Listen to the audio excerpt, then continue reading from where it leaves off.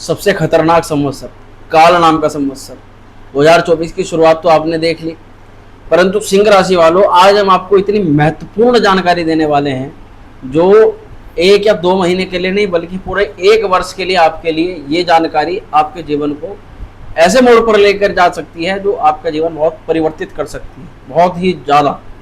तो चलिए मित्रों, सबसे पहले आपको 2-3 ज़्यादा लंबा नहीं करना, 2-3 महत्वपूर्ण वीडियोस के पहलू बताने हैं कि सबसे पहले खतरनाक संवत्सर काल नाम का संवत्सर का क्या मतलब है, क्या राज है इसका, क्या कुछ इसमें घटनाएं घटती हैं, क्या चीज़ों की सावधानी रखनी होती है। दूसरा, इस संवत्सर का क्या फल है आपके लिए, बहुत ही ऑथेंटिक और जनरल तरीके से मैं आपको समझाऊंगा, तुरंत आपकी समझ में भी आ जाएगा, ऐसा मुझे पूर्ण विश्वास है और आपका काफ़ी क्लियर पाथ हो जाएगा, समझने में काफ़ी आपको आसानी हो जाएगी। तो चलिए करते हैं वीडियो की शुरुआत। नमस्कार दोस्तों, मेरा नाम है एस्ट्रो शिवम पंडित, आप देख रहे हैं श्री विद्या एस्ट्रो और आज हम चर्चा करने वाले हैं 52वें संवत्सर काल नाम के संवत्सर पर, उसके फलादेश पर, उसके प्रभाव पर। और गारंटेड मैं बात कर सकता हूँ कि जो आज सिंह राशि का व्यक्ति हमारी ये वीडियो देखेगा वो एक ऐसी महत्वपूर्ण चीज़ को प्राप्त कर लेगा, ऐसी महत्वपूर्ण जानकारी को प्राप्त कर लेगा। 1 या 2 महीने की बात नहीं हो रही है, ये बात हो रही है 9 अप्रैल से लेकर के 29 मार्च 2025 तक की। इस पूरे टाइम पीरियड में कैसे अपने जीवन को देवीय शक्तियों की कृपा से बेहतर बनाना है और बेहतरीन बनाना है, ये जानकारी आज आपको मिलने वाली है। तो नमस्कार दोस्तों, वीडियो का शुभारंभ करते हैं और आपको जानकारी सबसे पहले ये बता दें कि ये जो डरावना संवत्सर है काल नाम का संवत्सर, क्या इसके पीछे राज। देखिए मित्रों, 52वां संवत्सर है। टोटल 7 संवत्सर होते हैं हमारी सनातन संस्कृति में, हिंदू धर्म में, और ज्योतिष शास्त्र के अंदर इन 60 संवत्सरों में से जो 52वां संवत्सर है, साफ साफ तौर पर ये बोलते हैं कि जैसा नाम वैसा इस संवत्सर का फल। अब देखिए, काल एक ऐसा नाम, एक ऐसा शब्द, इसको सुन करके भय डर व्याप्त हो जाता है। क्यों? काल साक्षात कौन है? साक्षात यमराज जो है वो काल रूप में माने जाते हैं। मृत्यु के देवता को जो है काल कहा जाता है। और जब जब इस काल का आगमन जीवन में होता है या इस संवत्सर का आगमन होता है तो ये जीवन के अंदर एक, यानी कि पूरे 60 साल बाद ये टाइम पीरियड, पहले 60 साल पहले ये चला था और उसके बाद में आज ही आया है काल नाम का संवत्सर। तो इस जीवन के अंदर क्या क्या प्रभाव उथल पुथल लाता है इसके बारे में थोड़ा सा सुनिएगा। क्यों इसको डरावना कह सकते हैं? 80% ये जो होता है इसको डरावना कहने में बिल्कुल भी हमें, या इसको खतरनाक कहने में हमें बिल्कुल भी संकोच नहीं करना चाहिए। हालांकि सिंह राशि वाले, इसका मतलब ये नहीं कि आप डर जाओ, ये केवल आपके ऊपर बात हो रही है, समस्त समाज पर, समस्त व्यक्ति, बच्चा बूढ़ा स्त्री पुरुष, सब पर इसका जो है संवत्सर का प्रभाव डालता है। तो केवल आपके लिए अलग से भी हम जानकारी आपको बताएंगे कि आपकी राशि के लिए क्या है संवत्सर, है ना मित्रों। काल नाम के संवत्सर का सीधा सिंपल प्रभाव बताया जाता है। इसमें कहते हैं कि राजाओं के मध्य परस्पर संबंध खराब हो जाता है और उस संबंध का, यानी खराब संबंध के कारण से लड़ाई झगड़ा उत्पन्न होता है और समस्त दुख और पीड़ा पूरी प्रजा को भोगनी पड़ती है। ऐसे में समाज के अंदर दुख, दरिद्र और पीड़ा, अशांति, ये चीज़ें फैल जाती हैं। ये सबसे मेन कारण है इस संवत्सर का। दूसरी तरफ थोड़ा डीपली जान लीजिएगा, बहुत सिंपल लैंग्वेज में आप तरह तरह वीडियो में सुन लेंगे। इस संवत्सर के जो राजा हैं मंगल महाराज और जो मंत्री हैं शनि महाराज। मंगल महाराज राजा होने के कारण से अग्नि संबंधित कांड बढ़ेंगे, अग्नि तात्विकता बढ़ेगी।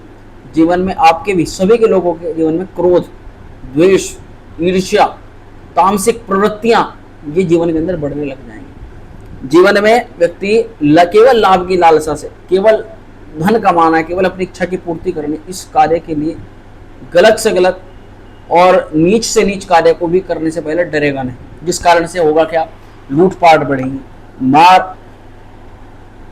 काट की घटनाएं बढ़ेंगी, दुर्व्यवहार बढ़ेगा, चोरी डकैती हिंसा ये जो है बढ़ने लग जाएंगी। और इनका मूल स्रोत बनेगा मंगल राजा होने के कारण से, क्योंकि ऐसे में आक्रामकता, क्रोध और गुस्सा, द्वेष इतना ज़्यादा बढ़ जाएगा कि भाई के प्रति जो है अहिंसा का स्वभाव रखने लग जाएगा।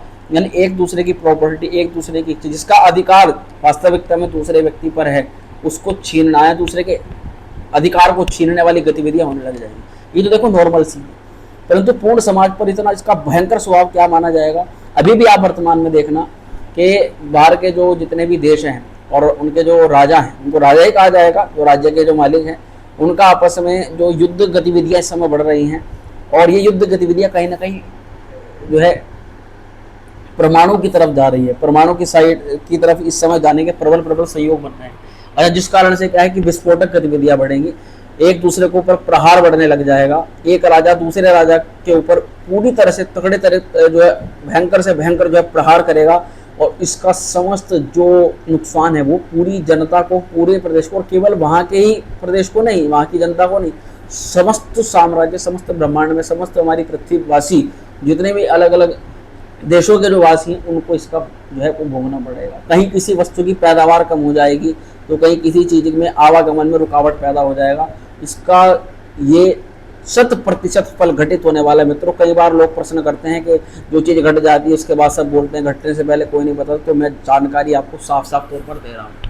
तो मंगल भूस्खलन की संबंधित घटनाएं बढ़ेंगी, अग्निकांड बढ़ेंगे, जगह जगह आप सुनेंगे कि कहीं पर आग लग गई, कहीं आग जली हो गई, कहीं विस्फोट हो गया, कहीं कोई बम विस्फोट हुआ, कहीं किस प्रकार की घटनाएं हुई, इस तरह की आतंकवादी गतिविधियां जो है बढ़ेंगी, टेररिस्ट से संबंधित घटनाएं जो बढ़ेंगी। और इसी के अलावा आप देखेंगे कि पहाड़ों पर या जंगलों पर जो है आग जली की घटनाएं हो जाएंगी, अग्निकांड हो जाएंगे, और बॉडी रिएक्शन, और बॉडी रिएक्शन के अलावा जो इसको कहते हैं कि जब ये तामसिक प्रवृत्तियां बढ़ेंगी तो महामारी के संकेत भी जो है दिखाई दे रहे हैं। इसलिए ये जो संवत्सर है इसे खतरनाक संवत्सर हम साफ साफ तौर पर कह सकते हैं। दूसरी तरफ पर अगर बात करें इस संवत्सर से लाभ कैसे लिया जा सकता है, किन चीज़ों का मुख्यतः इस पर ध्यान रखना है, तो सिंह राशि वालों ही जानिएगा। इस संवत्सर में राजा मंगल है, तो इस संवत्सर में लाभ वही व्यक्ति कमा सकता है जिसको अपनी क्षमता पर पूर्ण विश्वास हो और पूर्ण क्षमता के साथ में वो काम भी करे। विश्वास का मतलब ये नहीं होता कि हाँ मैं कर लूँगा इस काम को, पर करना नहीं चाहता, नहीं, काम तो करना पड़ेगा। करने से होता है दूसरे व्यक्ति के सामर्थ्य पर जो कब आप भरोसा रख करके चलोगे, दूसरे व्यक्ति के मेरा कार्य कर देगा, ये मेरा कर देगा, या पहले से ही हो जाएगा, कोई चिंता करने की बात नहीं है। तो इस तारीख में ये व्यक्ति सेट कर रखा है, सब धरी रह जाती हैं, सारी जितनी भी आपकी प्री प्लानिंग है सब धरी रह जाती हैं। यानी टाइम टू टाइम अपडेट, अपने ऊपर काम और अपने आप में होल्ड, सारे कामों को रखोगे तभी आपके महत्वपूर्ण काम जो सफल हो पाए। इस तरीके से आप इस संवत्सर को अच्छा और सफल बना लोगे। दूसरी तरफ देखिए शनि रहे मंत्री, शनि मंत्री साफ साफ समझ में, हम तो देसी व्यक्ति हैं, ज़्यादा इधर उधर की बात नहीं समझाते। शनि अगर मंत्री हैं तो आप कार्य तो कीजिएगा, परंतु फल की इच्छा मत कीजिएगा। साफ साफ तौर पर आपको बताऊंगा, फल की इच्छा करेंगे या शीघ्र फल आपका आएगा या आपके अनुसार फल आएगा। जब आप इस इच्छा को सोच करके आप किसी कार्य को करेंगे तब आपको उस इच्छा का फल उसके अनुरूप नहीं मिलेगा। तो यहाँ पर नेकी कर दरिया में डाल, इसी प्रकार जो मेहनत करो, मेहनत करके आप उसका जो फल है वो अपने इष्ट पर, जो भी इस पर आप श्रद्धा विश्वास है आपकी, उस पर आप उसको छोड़ करके केवल और केवल मेहनत पर ध्यान दीजिएगा। तो आपका कार्य भी सफल होगा, उसमें पॉजिटिविटी भी आपको मिलेगी और काफ़ी आपके लाभ के संयोग भी बन जाएंगे। निश्चिंत होकर के रहिएगा। ये एक बात हुई। अब देखिए, ये मैंने आपको बहुत साधारण तरीके से समझा दिया कि क्यों ये भयावह है, क्यों खतरनाक है, परंतु क्या सिंह राशि को इस संवत्सर से डरने की कुछ आवश्यकता है? आपके लिए इसका प्रभाव मुख्य रूप से क्या है? तो देखिए, साधारणतः अलग अलग ज्योतिष अलग अलग वीडियो में आपको तरह तरह की बातें से भ्रांतियाँ फैलाएंगे। हम आपको क्लियर कट बता रहे हैं, ये संवत्सर का जो फल होता है शनि के पैरों पर, शनि के पाद पर निर्भर करता है। जैसे कि आपके घर में बच्चा पैदा हुआ, बच्चा पैदा होने के बाद पंडित जी साहब ने पूछा कि पंडित जी ये बच्चे के पैर कैसे हैं, उससे आप अंदाजा लगाते हैं कि माता के लिए, पिता के लिए, आपके लिए बच्चा क्या कुछ खुशियाँ लेकर के आ सकता है, खुशियाँ लेकर के आ सकता है या फिर कुछ दिक्कतें हैं। इसी तरह से शनि का पैर देखा जाता है जब नव संवत्सर शुरू होता है।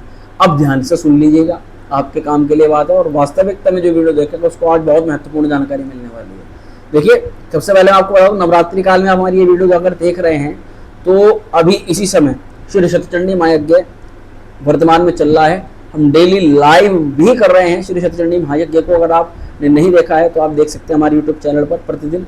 और आप अगर किसी भी एक दिवस में, एक दिन किसी भी इसमें पूजा में प्रतिभाग करना चाहते हैं तो अपना गोत्र नाम दक्षिणा भेजकर इसमें आप प्रतिभाग कर सकते हैं। उसकी जानकारी आपको व्हाट्सएप नंबर से मिल जाएगी। ध्यान रखने योग्य से बात से लेकर के सुनिएगा महत्वपूर्ण बात, शुभ समाचार।